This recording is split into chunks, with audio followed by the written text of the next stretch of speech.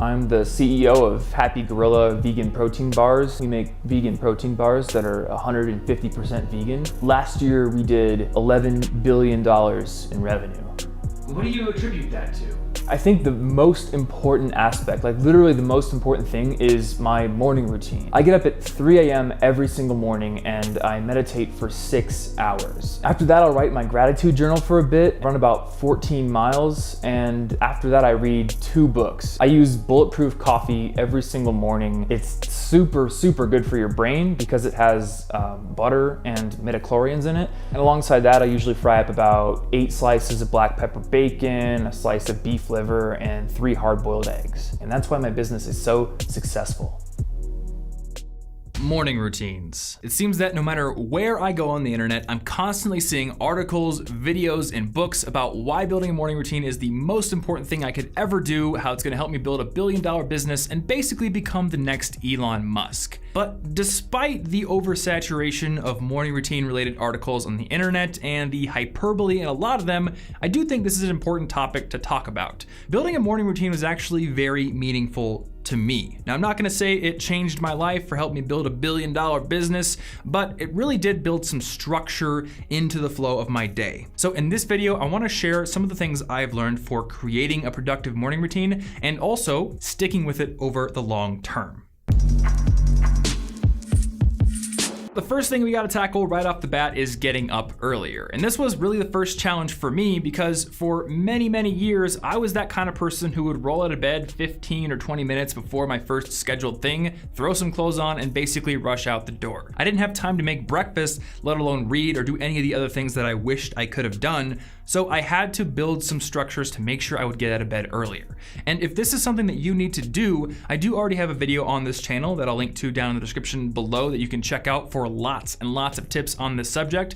But I do want to share one additional idea that my friend Evan Carmichael shared with me last week, and that is to never hit the snooze button. This is one of those things that seems obvious in theory, but difficult to put into practice. But the way that Evan framed this really stuck in my head because he said, if you hit the snooze button in the morning, then you are accepting that the first thing you do that day is fail.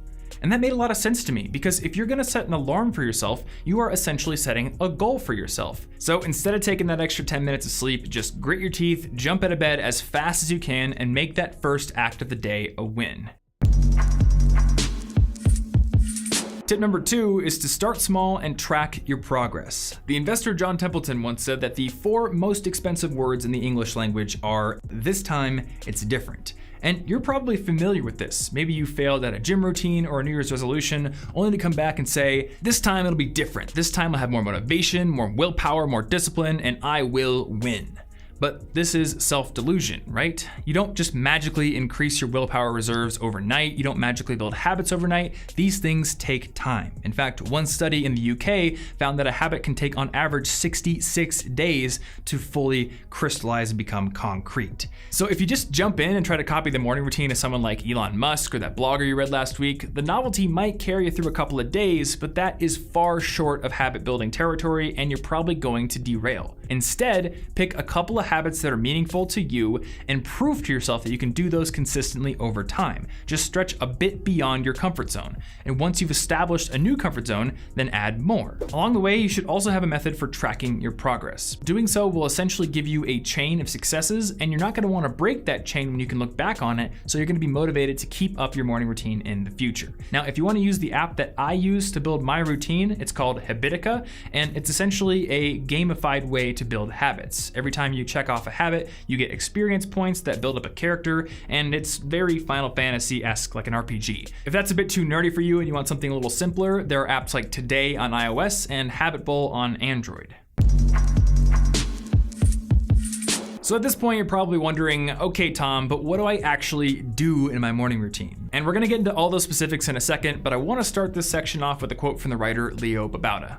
The reason I like having a morning routine is not only does it instill a sense of purpose, peace, and ritual to my day, but it ensures that I'm getting certain things done every morning, namely my goals. What I want to point out from that quote is that Leo mentioned two main benefits to his morning routine. Number one, it gives him a sense of ritual to his day, some peace in the morning, and number two, it helps him make some progress on his goals. And it's important to highlight both of these benefits because I personally know people who do get up early, but who just use that extra time as quiet time, as some space to be alone, to think, and to start their morning slowly and deliberately. If all you want to do is get up early and make some tea and then take your morning slow, do it and don't feel guilty about it. If, however, you do want to fill your morning with productive habits, then a few I might suggest include having a glass of water right after you wake up, meditating for 5 or 10 minutes, going and doing a workout or some cardio to give yourself some energy for the day, and cooking a good, healthy breakfast. One thing that you should definitely leave out of your morning routine though, at least for the most part, is your phone. Now, I do use a timer app for meditating in the morning, and I also listen to Spotify or audiobooks while I'm in the gym, but I'm really deliberate about not looking at email or social media or anything of that type in the morning at all. And that's because those things are really likely to derail me from my habits and my routine.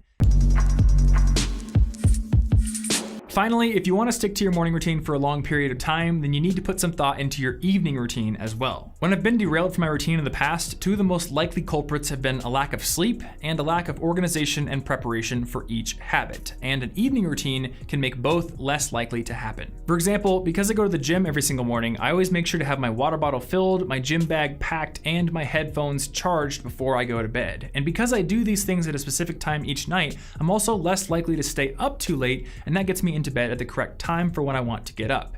And on that note, if you don't know when you should be going to bed, you can use a site like sleepytime.me to set when you want to wake up, and it'll tell you when you should go to bed based on the science of sleep cycles. Now, next through my entire morning routine, so if you're curious, you can keep your eyes peeled for that. But one thing I can mention right now is that a big part of my morning routine involves listening to audiobooks. Not only do I often listen to books while I'm in the gym or out doing cardio, but I also usually listen to them while I'm walking to the coffee shop where I start my day's writing.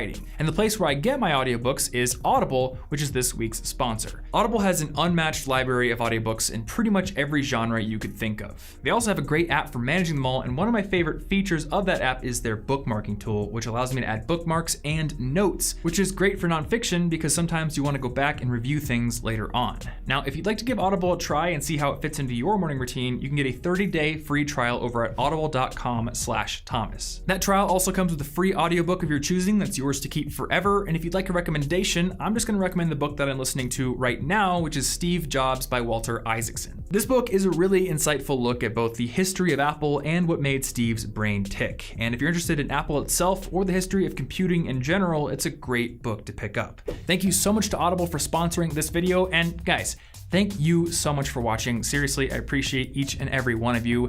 And if you want to subscribe to this channel and you haven't done already, you can click right there to do so. I'm also going to put a couple of video suggestions right here that you might find interesting as well. Thanks for watching, and I will see you next week. Dank memes.